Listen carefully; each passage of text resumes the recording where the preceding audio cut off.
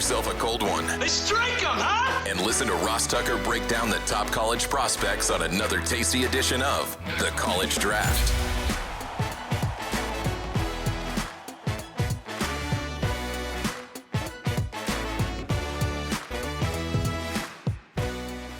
Yeah, it's Daddy Soda time here on the College Draft Podcast, presented, as always, by DraftKings. I'm Ross Tucker, former NFL offensive lineman, 5 teams, 7 years. Most of you guys know that. You know the deal. I love this show because I love college football, love the passion. Not sure I love all the arguing. I do love the fan bases, though, the cheerleaders, the bands, the whole deal. I used to love the purity of it. It's changed a little bit, but I'm still fine with the current model. It makes sense.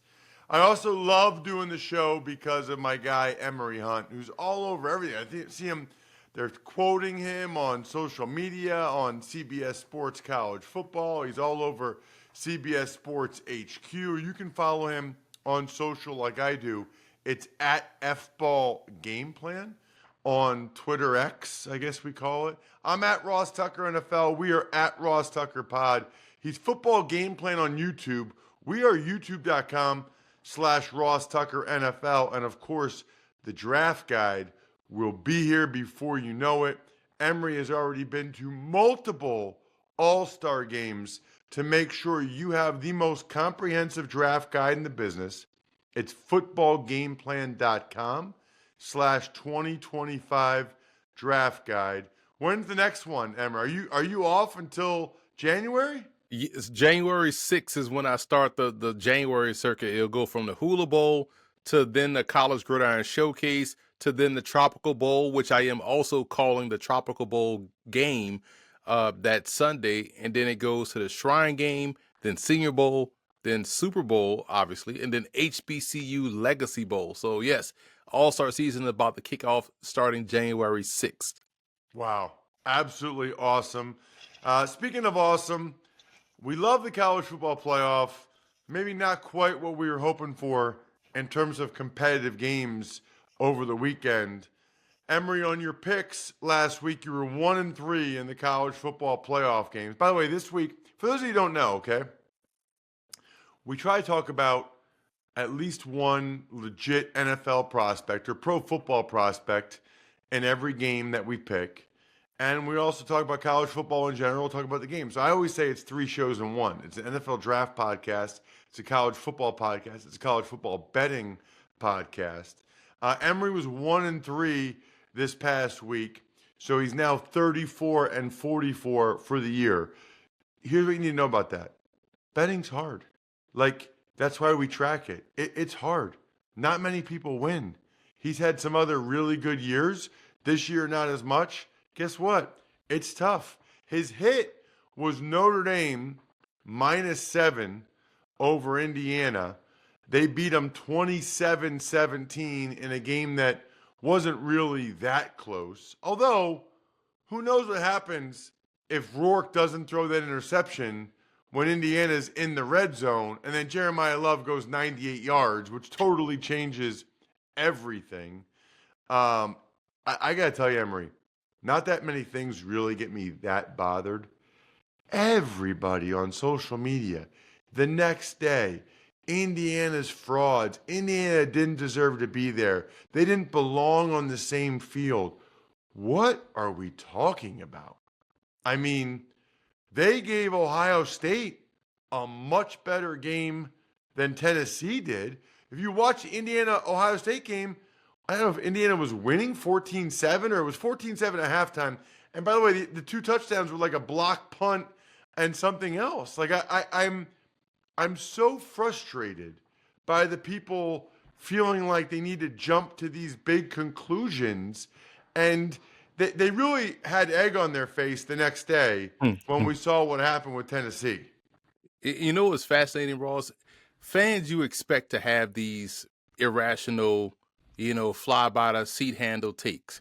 But what makes it discouraging and frustrating is that those takes were coming from folks that cover the sport. And it's like, man, do you even like the sport that you're covering? Like, and as if they think college football every game is supposed to be super close and competitive in the postseason. You would have thought, Ross, that folks probably don't remember a lot. But again, I know that people get to be prisoners of the moment, but we remember when, let's say in the NFL, when the Super Bowl used to always be blowouts, in terms of like the NFC, when they went on that like 16-year run of beating the AFC, they were blowing out the AFC, right? And we see it in college football. Teams get blown out. Why? Things happen. It's a football game. You can't create close games based off the matchups. You never know what could happen out there on any given Saturday. And at the end of the day, now we're seeing conversations from people that cover the sport talking about, well, you can't value wins. What? Have we lost the plot? It is hard to, there's only one undefeated team in the college football playoffs, and it's Oregon. That tells you it's hard to win games. It's hard to win all your games. So yes, an 11-win Big Ten Indiana deserved to be in. It just so happened it didn't work out for them on that given Saturday, just like it didn't work out for Tennessee. Like, who knew Dylan Sampson was going to have hamstring issues in that ball game, right? You can't predict that. And Ohio State came out with the better game plan, more enthused effort than they did against Michigan, and it showed out there on the field. We may get a blowout in the next round, right? You never know. But we're not going to sit here and complain about teams getting to the postseason and losing in whatever fashion they should lose in, and then use that loss to justify them not being in because you want insert power conference, 3-loss or 4-loss team to get in. Man, this is the whole reason why we love the sport. We love to show the clip of the Statue of Liberty from Boise State in the Fiesta Bowl in 2007, only to knock Boise State for getting in the postseason. And we're going to hear the same talk about Arizona State as well, as if they didn't go from predicted to be dead last in their conference to win the conference and have an exciting player in Cam Scatterbo and playing some great football. Let's see how it plays out. These guys have earned the right to lose these games if they lose the game. There's a lot here. I mean, this could be the whole show. There's a lot here. You're right about how hard it is to be undefeated. You're right about, I think a lot of people have a lot of egg on their face for what they said Friday night and Saturday morning.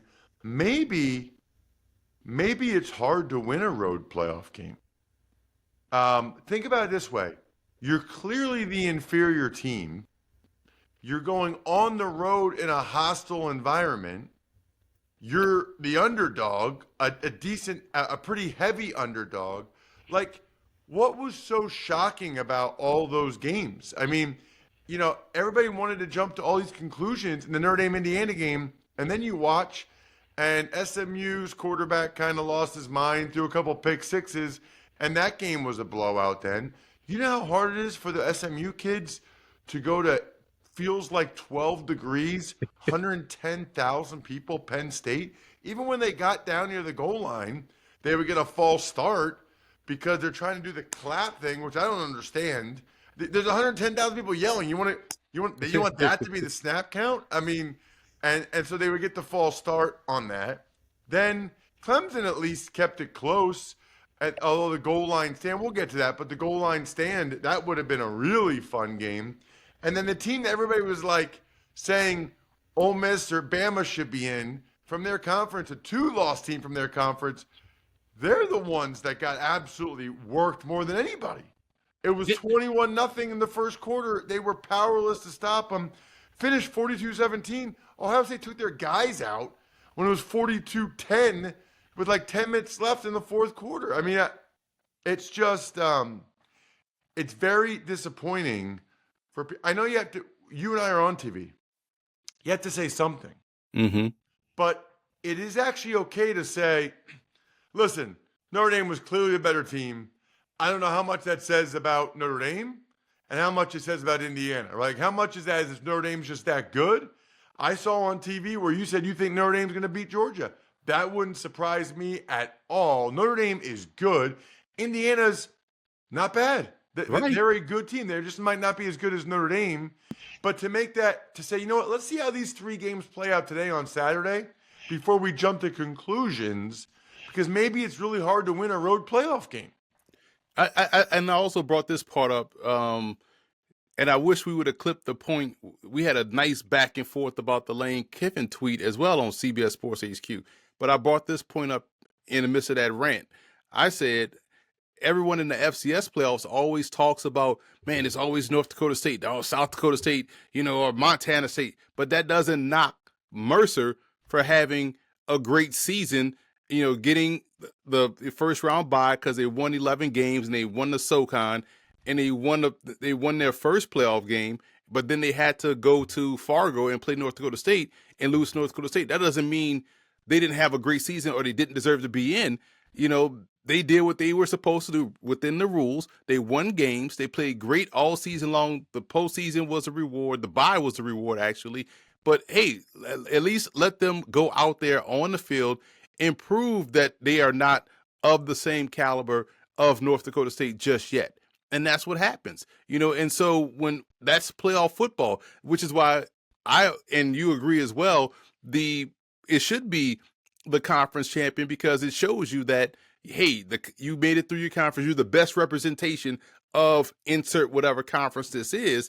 And let's see how the best of every conference fares. Now, whether you win the whole thing or you get blown out by a team from a quote-unquote better conference, at least you have earned that right to get blown out. That's all we're saying. So you can't just take away these opportunities from these student athletes that have worked hard to get to this point and make these sweeping generalizations based off a game because you like the conference that, is perceived to be the best. Love, love, love that the Ivy League champion is going to get a chance in the FCS playoffs now. Love it. There are years when some Ivy League teams could have done some serious damage. I don't think they could go all the way, but they could do some serious damage. There have been some very good teams in recent years. Quiet as it's kept, to use an Emory expression, the Ivy League recruits very, very well. They get more like 3-star guys than the other schools do because they want the Ivy League education. All right, on the ones you missed, you had SMU Penn State over 54. I think that was actually the right call. I mean, the game finished 38-10, but, SMU easily could have had more than 10 points. I mean, even the first drive, Jennings missed the kid wide open for a touchdown. So I like that. You had Clemson plus 11.5, easily the right side. I mean, they get stuffed at the 1-yard line. I don't understand why they didn't run Klubnik. I don't understand why they didn't get him on the rollout and throw it.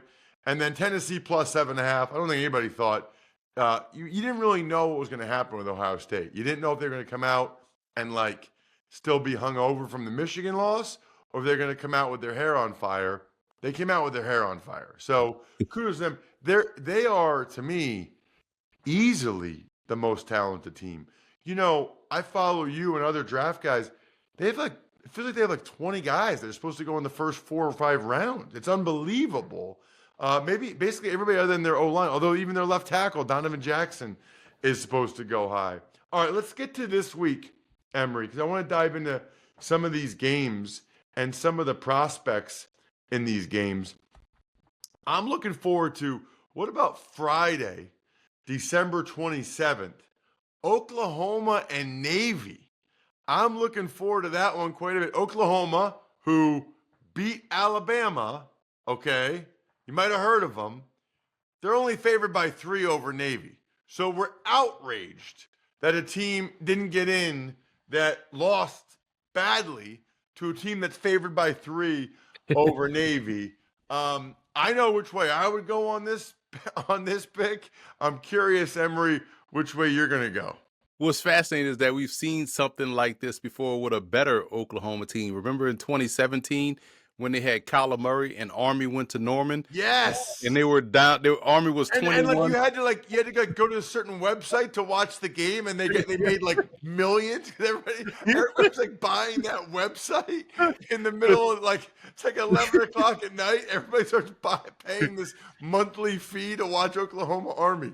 Yeah, because Army pushed them into overtime. They were 21-point underdogs, and Army not only had a chance to win the game, but the game went to overtime.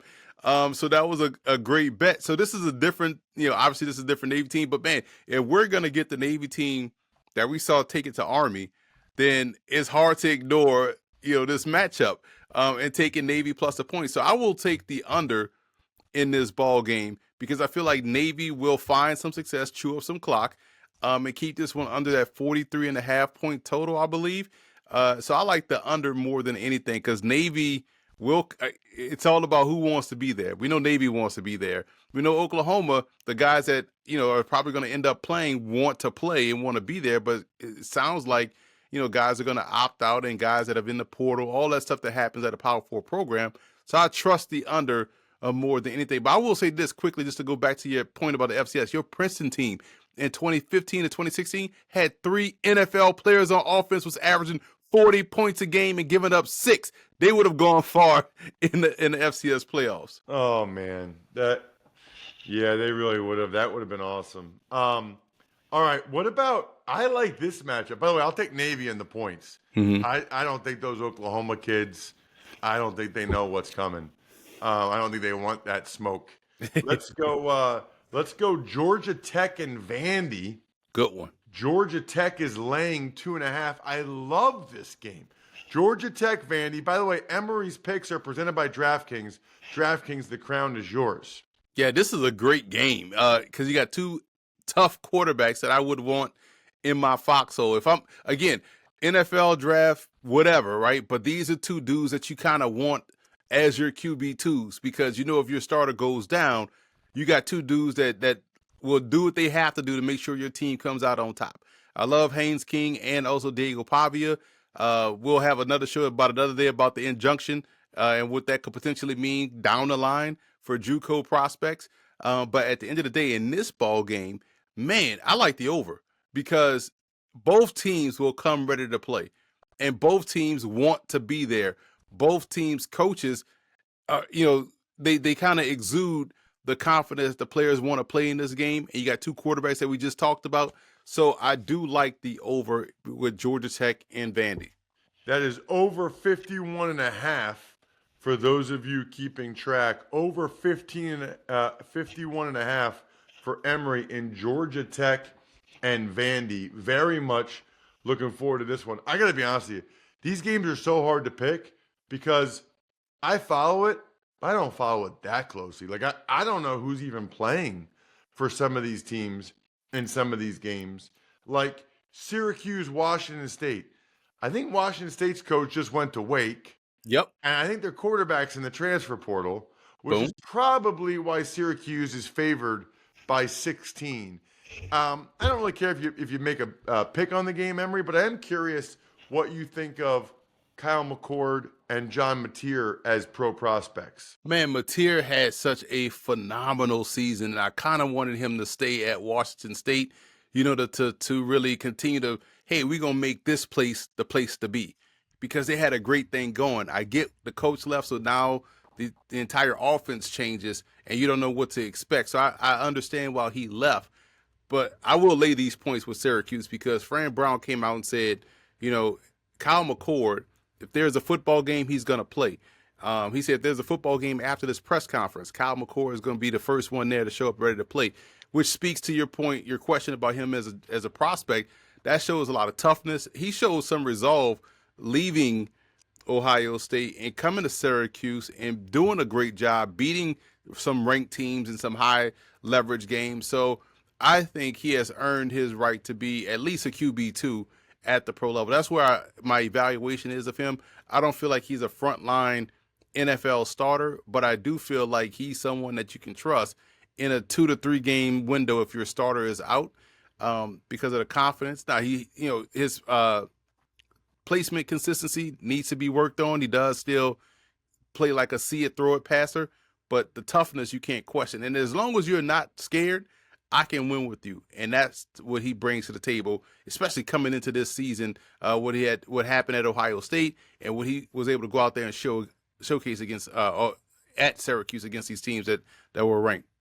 What about Texas A&M and USC, Emory? A&M is laying 3.5. They got a bunch of pro prospects. I think several of them have already declared and probably won't play in the game. SC's like a revolving door with guys coming and going. I see all these guys, Bear Alexander and Branch and all these guys in the portal, but then they're getting other guys. I don't even know what the deal is. What I do know is Jordan Mavia will play, right? Jaden Mavia, I'm sorry. Jaden Mavia will play. So we know what that looks like. This is a guy's a dual threat guy. He can throw. We know he can run. A&M's defense may be hit big by guys opting out or not playing or in the portal, and I think that affects this line here. So because we are going to get chaotic nature, and we know USC's defense will still give up some big plays, I kind of like the over here as well. He's going to go over 52 for A&M and USC. Over 52. All right, how about this one, Emory? Pinstripe Bowl on Saturday. I'm kind of excited about this one. UConn against UNC. Is it the Fenway Bowl maybe? It might be the Fenway Bowl. Fenway Bowl, which is interesting because I'll be up there Saturday, 1 o'clock, doing the Patriots and the Chargers for NFL Network, making my NFL Network standalone game debut. Go. I can't wait. I'm fired up. All right, UConn, North Carolina, Emory. By the way, North Carolina is laying 3, totals 53. Yeah, I get everybody is going to be focused on how the players want to make their impression for Bill Belichick. And UConn has played good football. I'm taking UConn in the points here. I like what Jim Moore has done at the UConn program, or with the UConn program. It shows you can build a consistent program, a winner at anywhere, any place, as long as you have the resources, but also guys got to buy into what you're selling. And I like that they're buying into what Jim Moore is selling. And he's done a good job both defensively and with their run game. Those things travel. We know UConn's players are going to play. And I know for a fact that this defense will show up. And you talk about North Carolina players want to show right for Bill Belichick, the new coach. Best believe UConn's players want to, hey, we beat Bill Belichick, even though, what I'm saying, he's not coaching in this game. But, it won't matter in the box score where it says North Carolina and you associate the two. So I am going to take UConn plus the points here. All right, what about Emory? Maybe the best game this week. Iowa State, Miami. Iowa State is getting 3 points. The total's 56. I'm just looking at the DraftKings thing. I don't even know what bowl it is. I just know it's Iowa State, Miami of Florida, because the next game's Miami, Ohio. But Iowa State's getting 3, totals 56. It's the Pop-Tarts Bowl. So, we get the live Pop-Tart trophy, right? Somebody going to burn themselves with that damn trophy post-game. But we know Cam Ward is playing. And Cam Ward is going to play in this game. And so because of that, and because he's going to play earlier in the day, and Shedeur Sanders is going to play in the Colorado BYU Bowl game, the Alamo Bowl. So both guys are jockeying for the number 1 QB spot. So this is an excellent showcase because, one, they're playing in the game, and 2, they're the 2 top quarterbacks in the country. I'm taking Miami in the points because I like that they're going to play their starting quarterback. They'll make it a shootout. And I like Colorado against BYU because we didn't get to see this game in conference, but we get to see it in the bowl game. And Colorado said it's going to play BYU. Know they want to win this game to prove that the Big 12 probably should have gotten another team in. So we get 2 great games on Saturday with 2 elite quarterback prospects that's going to go out on top. Wow, that is wild. They're back-to-back, too. Iowa State, Miami at 3:30, then Colorado, BYU. I can't remember 2 teams in the same conference playing each other in a bowl game. That is crazy. I'm looking forward to seeing those games back-to-back. That's going to be awesome. Obviously, we will pick, the college football playoff quarterfinal games next week. I guess the point I would make, and there's other bowl games next week. The last point I would make, Emory, we only have a little bit of time here. I think that the byes should go to the 4 best teams. I think that would be a great way to fix it.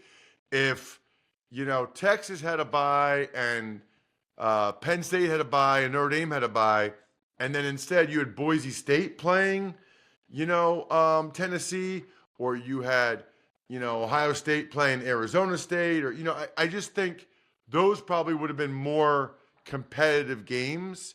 I think Arizona State and Boise State, you get in the tournament by winning your conference like that. I don't think you should necessarily get a bye. Plus, I want Boise State and Arizona State to host a home playoff game.